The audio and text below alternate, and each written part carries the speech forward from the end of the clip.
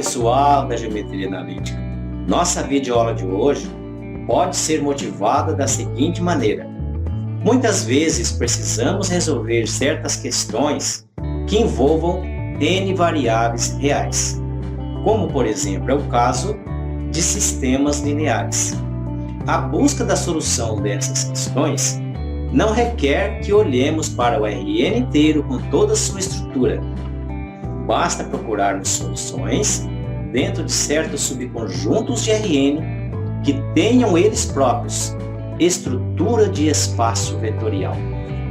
A esses subconjuntos próprios de Rn, que têm uma estrutura tão boa quanto o próprio Rn tem, é que chamamos de subespaços vetoriais de Rn.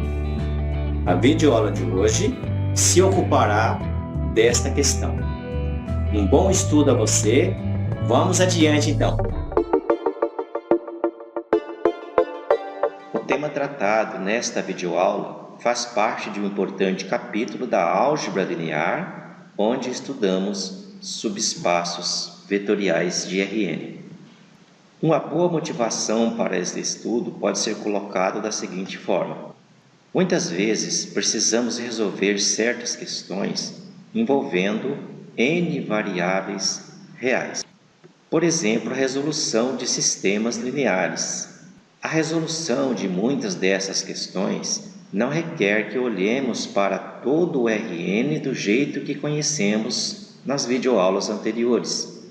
Basta identificarmos aqueles subconjuntos de Rn onde estas questões possam ser satisfatoriamente resolvidas. Deste modo, então, precisamos olhar para estes subconjuntos especiais de Rn, ou seja, olhar para os subespaços vetoriais de Rn. Mas, afinal de contas, o que é um subespaço vetorial de Rn?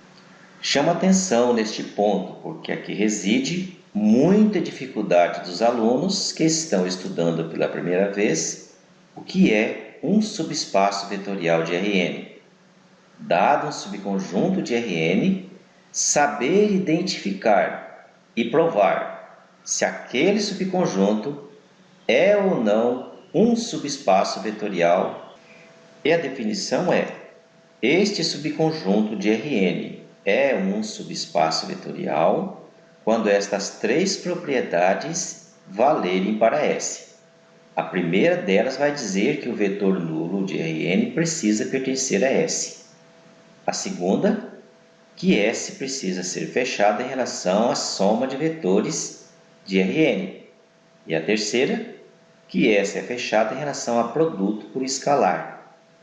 Ou seja, dados dois vetores x e y de S, preciso mostrar que a soma deles também pertence a S.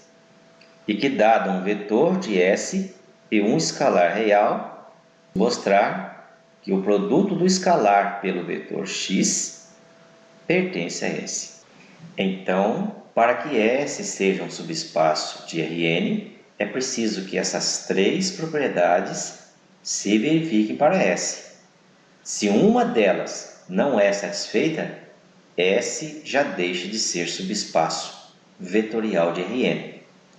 Por exemplo, esta reta de R2 não é um exemplo de subespaço vetorial de R2. Por quê? Porque o vetor nulo de R2 não pertence a R. De modo que a primeira condição da definição já deixa de ser verdade para esta reta, implicando que ela não é um subespaço vetorial de R2. Enquanto que esta reta contendo a origem de R2 é um exemplo de subespaço dele. Em resolução de exercícios, é preciso verificar esta afirmação de que este subconjunto de R2 é de fato um subespaço. De que maneira que se checa? Mostrando que para esta reta, estas três propriedades se verificam. Interessante que existe uma forma de classificar todos os subespaços de R2. Quais são eles? A própria origem. S formada apenas por este vetor nulo de R2 é um exemplo trivial de subespaço de R2. E o outro subespaço é o próprio R2. Estes dois exemplos são conhecidos como subespaços triviais de R2. E os demais são todas as retas passando pela origem. Esses três subconjuntos de R2 são todos os subespaços vetoriais de R2. Não existem outros além desses. Ou é a própria origem, ou é o todo, ou é uma reta passando pela origem. E qualquer outro subconjunto de R2 que não faça parte desta lista deixa de ser subespaço. Por exemplo, esta parábola com vértice na origem. Apesar dela conter a origem, a parábola não é fechada em relação à soma de vetores e não é fechada em relação a produto por escalar, deixando de ser, portanto, um subespaço vetorial de R2. E aqui eu listo alguns subespaços de Rn. Os triviais, ou as retas passando pela origem, ou os hiperplanos passando por zero. Lembrando que 3 e 4 foram tratados na videoaula anterior. No entanto, existem outros subespaços de Rn que não estão contidos nesta lista. Listei por enquanto aqui aqueles mais imediatos.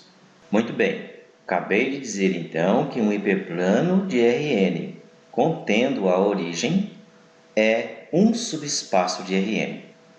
Eu quero provar esta afirmação a título de exemplo, para que vocês possam perceber o que significa verificar que um subconjunto de Rn é ou não um exemplo de subespaço dele.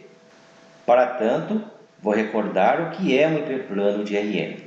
E aqui está a definição do hiperplano contendo o ponto P com o vetor normal n como sendo este conjunto. De modo que o hiperplano de Rn contendo a origem com o vetor normal n satisfaz uma equação como esta. Como agora o vetor P é a origem, este produto interno torna-se zero. Ou seja, estamos falando do hiperplano que tem esta equação, onde x1 até xn são as coordenadas de x, a1 até a n, as coordenadas do vetor normal. E para verificar que este hiperplano de Rn é um subespaço, podemos usar a primeira equação ou a segunda. Eu prefiro usar a primeira pela facilidade de lidar com ela. Então, para este subconjunto de Rn, eu preciso verificar estas três propriedades. A primeira delas é mais fácil. É claro que zero pertence a este hiperplano. Por quê? Quando eu substituo x pelo vetor nulo, eu verifico aquela equação igual a zero. Zero produto interno com n é sempre zero. Vamos à segunda então. Pego dois vetores do hiperplano e quero mostrar que a soma pertence ao hiperplano. Equivalentemente, devo mostrar que o produto interno desta soma de vetores com n é igual a zero. No primeiro passo para a verificação de 2, uso esta igualdade válida para produto interno. Agora, como x e y pertencem a este hiperplano, o produto interno de x com n é zero e o produto interno de y com n também é zero. Volto na expressão anterior e substituo essas duas igualdades nesta equação para obter que o produto interno de x mais y com n também é zero, implicando que a soma desses dois vetores pertence a este hiperplano. E na terceira propriedade devemos mostrar que este hiperplano passando pela origem de Rn é fechado em relação a produto por escalar. De fato, dado um vetor deste hiperplano e um escalar, uso a propriedade de que o escalar sai do produto interno. Em seguida, observo que x pertencendo a este hiperplano, este produto interno é igual a zero. Substituindo na expressão anterior, chegamos que este produto interno é igual a zero. Isso nos mostra que lambda vezes qualquer vetor do hiperplano pertence ao hiperplano passando pelo zero com vetor normal n. E finalmente, devido às propriedades 1, 2 e 3 que acabamos de checar, posso dizer que este é um subespaço vetorial de Rn. Resumindo, acabei de verificar que os hiperplanos pela origem de Rn constituem exemplos de subespaços vetoriais dele, porque provei 1, 2 e 3 para estes subconjuntos de Rn. E é este o roteiro, pessoal, que vocês devem seguir cada vez que quiserem verificar que dado subconjunto do Rn é um subespaço vetorial dele. Pergunta agora a ser respondida é se a união e a interseção de subespaços continuam sendo subespaços. Quanto à união de subespaços, a resposta é que esta operação nem sempre resulta em um subespaço. Para ilustrar esta afirmação, eu trago este exemplo. Os dois eixos coordenados x e y, cada um deles são subespaços de R2, uma vez que se tratam de retas passando pela origem. Antes de mais nada, quero frisar que a união desses dois subespaços são simplesmente esses dois eixos que estão aparecendo nesse desenho. Veja bem, a união, portanto, contém a origem, que é a primeira condição da definição de subespaço. No entanto, em relação à soma de vetores, que é a segunda condição da definição, temos o seguinte: considero o vetor cujo representante é este, e o vetor cujo representante é este daqui. Portanto, trata-se de dois vetores pertencentes à união dos dois eixos. Entretanto, quando olhamos para a soma desses dois vetores, obtemos este terceiro vetor que não pertence mais à união. Ou seja, a união destes dois subespaços não é fechada em relação à soma de vetores, revelando que esta união não é um subespaço. Em determinadas situações, a união de subespaços pode, no entanto, resultar em subespaço. E quando que isso acontece? A união de subespaços é subespaço se e somente se um espaço está contido no outro. Em outras palavras, se S1 estiver contido em S2 ou S2 contido em S1, a união sempre será um subespaço. Vou repetir essa informação porque se trata de algo importante que merece ser frisado. A união de dois subespaços é um subespaço se e somente se S1 está contido em S2 ou S2 está contido em S1, de modo que esta é uma condição necessária e suficiente para que a união de dois subespaços também seja um subespaço. Agora analiso a segunda pergunta feita. Será que a interseção de dois subespaços é um subespaço? A resposta é: sempre. A interseção de subespaços resulta em subespaço. Inclusive, a interseção de uma quantidade finita qualquer de subespaços é sempre um subespaço. Por exemplo, a interseção de K hiperplanos passando pela origem. Já vimos que hiperplanos passando pela origem são sempre exemplos de subespaços. E aqui nós temos a interseção de K hiperplanos passando pela origem. Portanto, isto é um subespaço. Quero salientar isto que eu acabei de dizer, porque trata-se de uma informação central do nosso estudo, que esta interseção é um subespaço vetorial de Rn.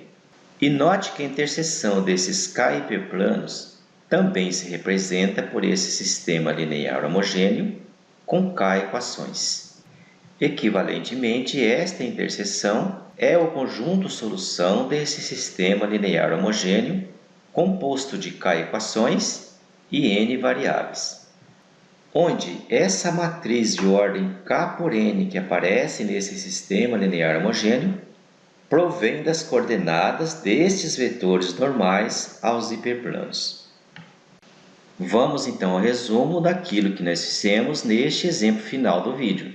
nós mostramos que a interseção de K hiperplanos passando pela origem é um subespaço vetorial e esta interseção, na verdade, é o conjunto solução deste sistema linear homogêneo. Isto é, esta interseção é o conjunto de todos os vetores de Rn satisfazendo este sistema linear homogêneo. É isso aí então, minha gente. Aqui encerro este vídeo, onde nós estudamos subespaços vetoriais de Rn, os espaços vetoriais pequenos contidos dentro de Rn. Sempre lembrando que dedicação através de estudo é o melhor caminho para quem está aprendendo algo novo. Bom estudo a você e até o próximo vídeo.